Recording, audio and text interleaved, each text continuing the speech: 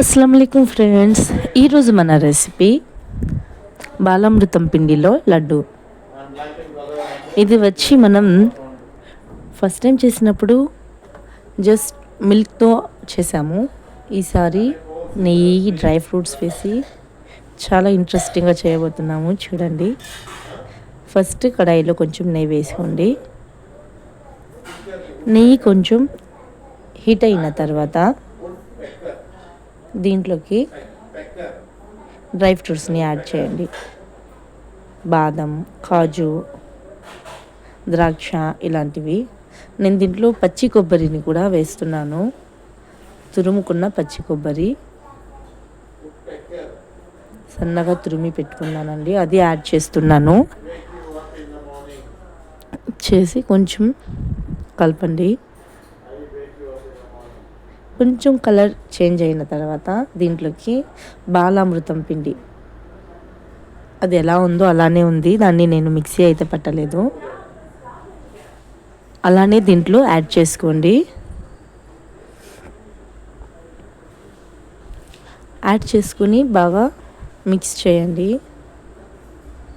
దీంట్లోకి కొంచెం పంచదారను అయితే యాడ్ చేస్తున్నాను, ఎందుకంటే ఆల్రెడీ ఇది స్వీట్గానే ఉంటుంది, బట్ చిన్నపిల్లలకి ఇచ్చేది కాబట్టి కొంచెం స్వీట్నెస్ కనిపిస్తే తింటారు.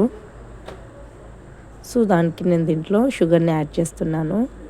ఇది చాలా డ్రైగా ఉంటుంది. దీంట్లో కొంచెం వామ్ మిల్క్ని అయితే యాడ్ చేయాలి. కలిపి కొంచెం లో ఫ్లేమ్లో పెట్టి బాగా మిల్క్ అంతా కలిపేలా మిక్స్ చేయండి. మనం ముందుగానే పాలు కలిపినప్పటికీ కొంచెం డ్రైగా ఉంది. దీంట్లోకి నేను కొంచెం మిల్క్ని అయితే యాడ్ చేయాలి అని అనుకుంటున్నాను. మీరు తీసుకున్న పిండిని బట్టి దాంట్లో మిల్క్ని యాడ్ చేయండి. ఎక్కువగా మిల్క్ యాడ్ చేస్తే పిల్లలకి నచ్చదు. ఒక పర్ఫెక్ట్ లడ్డూకి మిల్క్ కానీ, ఘీ కానీ, డ్రై ఫ్రూట్స్ కానీ కరెక్ట్గా వేసినట్లయితే చాలా బాగా వస్తుంది. నేను దీంట్లో ఇంకొంచెం మిల్క్ని అయితే యాడ్ చేస్తున్నాను. మనం మొదట్లో కలిపినప్పుడు కొంచెం మెత్తగా ఉన్నప్పటికీ అది కొంచెం డ్రై అయిన తర్వాత దాన్ని నార్మల్ పొజిషన్కి వస్తుంది. మిల్క్ వేసి బాగా కలిపిన తర్వాత దీంట్లో లడ్డు చేసేలా మనం చేతిలో పట్టినట్టయితే మనకు షేప్ రావాలి. దాన్ని చేతిలో పట్టి చూడండి, కొంచెం లడ్డులా మారుతోంది అంటే ఇలా వస్తుంది అంటే మనం దీన్ని లడ్డు షేప్ ఈజీగా చేయవచ్చు. దీన్ని ఇలా కూడా లడ్డు చేయొచ్చు, కానీ నేను కొంచెం నెయ్యిని అయితే చేతికి రాసుకొని లడ్డూని ప్రిపేర్ చేస్తున్నాను. చాలా సాఫ్ట్గా రౌండ్గా రావడానికి మనకు ఈ ఘీ అప్లై అయితే చాలా యూస్ఫుల్గా ఉంది. అంతే, ఇలానే అన్ని లడ్లు రెడీ చేసుకోండి.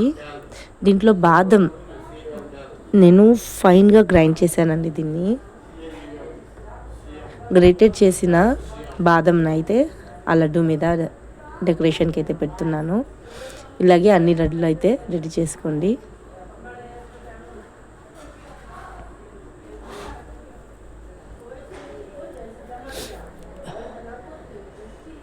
అన్ని లడ్డులని రెడీ చేసుకున్న తర్వాత ఫైనల్ ఇలా ఉంటుంది.